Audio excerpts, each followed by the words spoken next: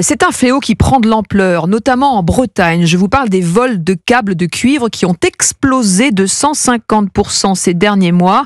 Sandrine Prioul, vous êtes la correspondante Europe 1 dans le Grand Ouest.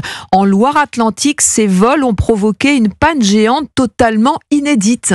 Effectivement, hier, pour 13 000 foyers autour de Châteaubriand, plus d'internet ou de téléphone. Une panne géante qui aura touché une trentaine de communes par le simple vol en pleine nuit de 900 mètres de cuivre, explique la déléguée Orange Véronique Fontaine.